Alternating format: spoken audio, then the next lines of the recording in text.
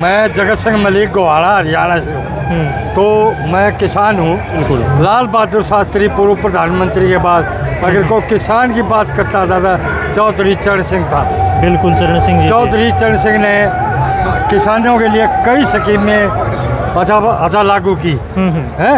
इसलिए मैं सबसे पहले चौधरी चरण सिंह को नमस्कार करता हूँ, हाथ जोड़ के प्रणाम करता हूँ उनको, उनके चरणों में शीश नवाता हूँ जी।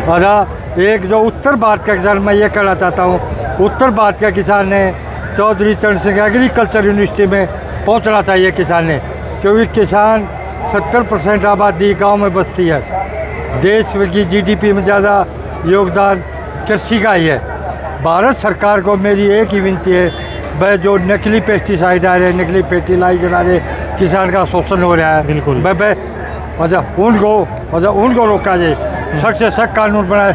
जब बीज और पेस्टिसाइड और अच्छी वैरायटी किसान को मिलेगी, क्योंकि ज़मीन छोटी होती जा रही है। बिल्कुल है जहाँ पर ज़मीन कैसे उपजाऊ ज़मीन को इंफ्रास्ट्रक्चर कंपनी। बिल्कुल भाई, यहाँ पर ताऊ ने एक बात सही उठाई कि भाई सरकार को चाहिए कि नकली बीज दवाइयाँ ये जो बिक रहा है ना, ये खेती की नींव को खोखला कर रहा है। अगर किसान को बीज ही नकली मिल गया तो उसमें से क्या उगेगा, क्या निकलेगा। अगर दवाइयाँ नकली मिल गई, क्योंकि एक तो बीमारियाँ इतनी बढ़ रही हैं, अगर दवाइयाँ भी नकली आने लगी तो किसान को घाटा होना निश्चित है, क्योंकि बीमारियाँ कंट्रोल नहीं हो रही आज के टाइम पर, तो यही देखने को मिल रहा है। तो ये चीज़ें इनका कहना है कि सरकार को इसके ऊपर ध्यान देना चाहिए।